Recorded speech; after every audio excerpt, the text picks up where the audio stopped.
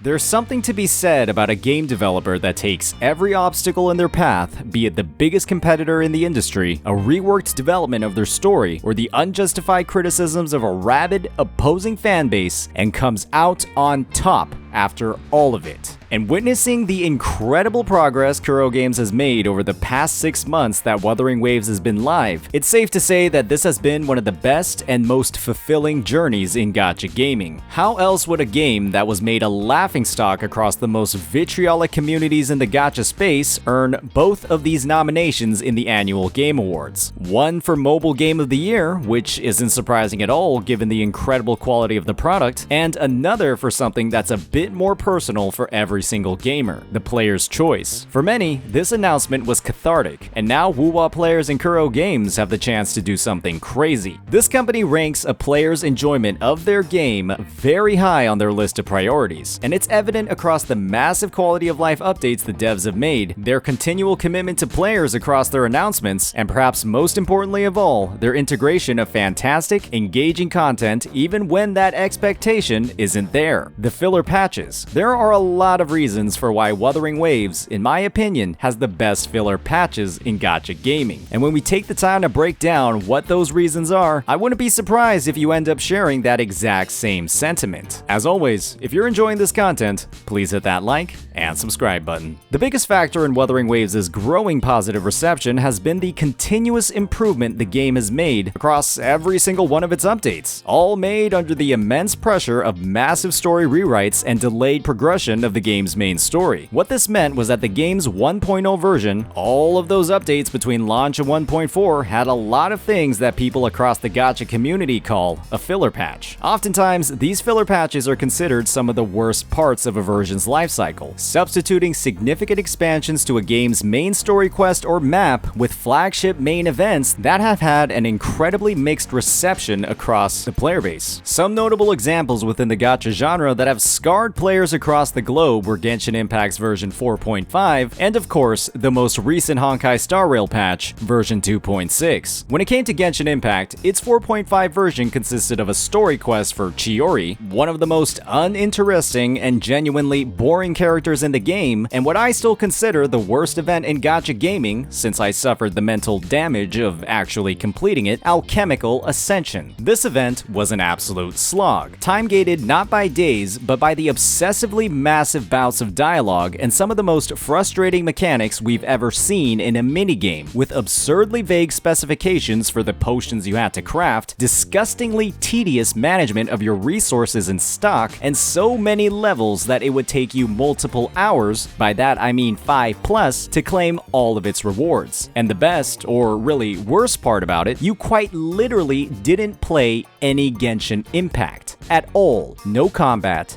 no team building, just growing, brewing, and selling. An incredible way to play a team building action RPG game. Honkai Star Rail's 2.6 event, on the other hand, woo! That thing was absolutely bananas, with an absurdly long length of over 6 hours according to YouTube playthroughs, and what many widely consider the worst dialogue and repetition in gacha gaming. The end result of this harrowing experience across the player base was a profound hatred of tubular fruit and an undeniably bitter taste in players' mouths whenever they saw Rappa, the limited character who took you on that haunting journey. This patch is widely considered the worst in Honkai Star Rail's 1.5-year history, and has perpetuated Hoyoverse's reputation as the creator of the worst filler patches in gacha gaming. Fortunately, there was another developer in the gacha space that decided to take a different approach to their filler patches, providing content that didn't actively ignite a desire to exit out of the game completely or put off the main event altogether, even at the loss of valuable pulls. And that developer was Kuro Games. With 2 filler patches across its short history, versions 1.2 and 1.4, it became clear to the gacha community that filler patches didn't need to feel this awful. Many considered version 1.2 far too early for a filler patch, especially considering the game's controversial launch in 1.0, the massive map and feature expansions seen in 1.1 with Mount Firmament, and the countless QoL improvements the devs made to the game, but Kuro made it incredibly easy for the player base to stay engaged. Version 1.2's flagship event was simple, rewarding, and didn't require a time commitment that rivaled employment at a full-time job. As a player, you felt like your time was respected by these devs, and the sparse dialogue that you actually had across the event was meaningful, straightforward, and still provided great opportunities to interact with the playable cast of characters. Kuro sweetened this deal even more by providing every single player who cleared at least the first 30 minutes of the main event a free copy of a limited 5-star, Zhongli Yao, and wow, they did not hold back with his design or power level. Claiming the title as one of the best main DPS characters in the game with the most versatility in team comps on the roster, he was and still is one of the most valuable characters in the game. Not bad at all for a filler patch. On the other hand, Wuwa's current version 1.4 was also one of the best filler patches in gacha gaming. Rather than providing a pointless escapade into the deranged universe of bananas or the dull experience of running a literal potion shop in a game where you fight dragons, Kuro Games instead took this massive break in the story to further build out the underlying lore of Wuwa's world, integrating a massive expansion of the Somnoir, or a collection of people's dreams, and provided a firm foundation for an entirely different sort of storytelling for its cast of characters. A deep, introspective overview of their motives, struggles, and fears that gave fantastic insight on the units we'd been controlling for months. And that was something that many players had requested across earlier versions of the game. And the best part about all of it, its length was nothing close to 6 hours, while still providing ample storytelling for all 6 of the resonators featured in the update. With countless opportunities to expand the playable roster in this entirely separate game mode since, well, everyone has dreams, Kuro effectively turned a patch with absolutely no meaningful story progression into an additional tool for storytelling that can apply to every character on the existing roster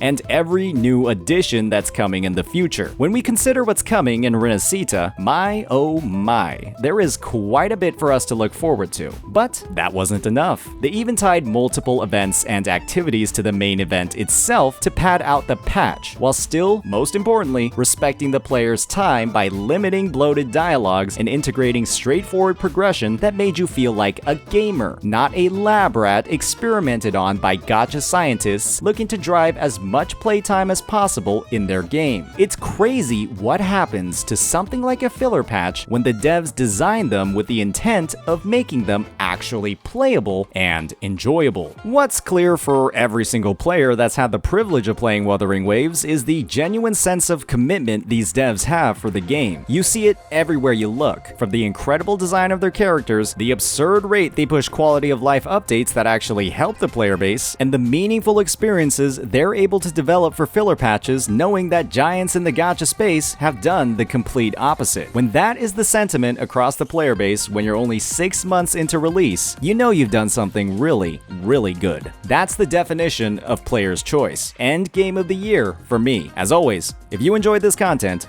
please hit that like and subscribe button. Peace out.